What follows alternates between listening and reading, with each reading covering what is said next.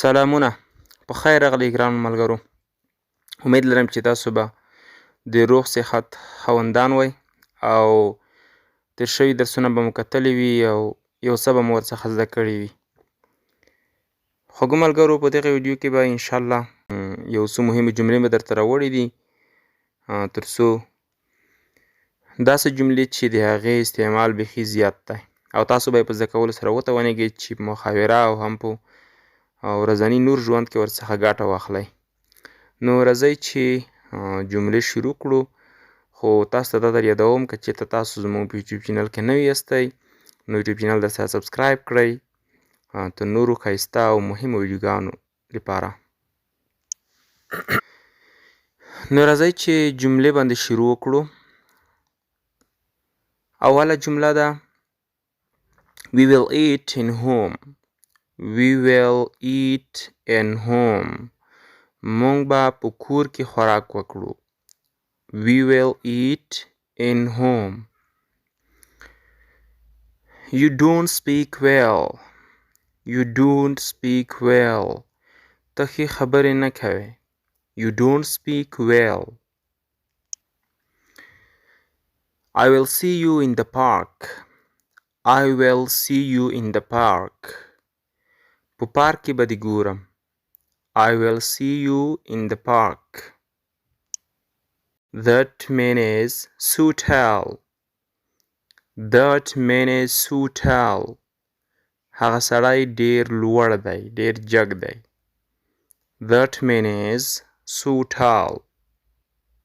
خوږو ملګرو، ما مخکې تاسو ته په دې باندې یو ویډیو جوړه کړې وه. فکر کوم چې کوم وخت کې سو له صفت څخه مخکې راشي نو په هغه ځای کې بیا د ډېر معنا ورکوي، او کوم وخت کې چې سو له صفت څخه بغیر په بل ځای کې راځي نو هلته بیا له همدې وجې معنا ورکوي. سو له همدې وجې تاسو یو چا ته وایئ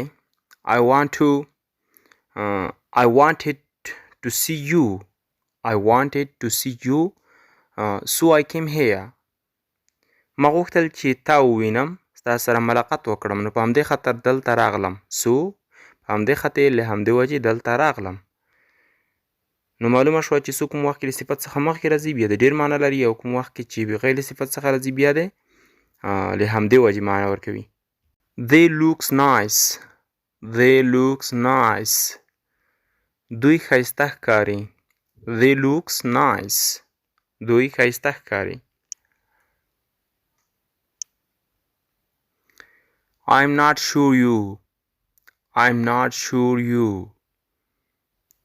زه په تا باندې مطمئن نه یم.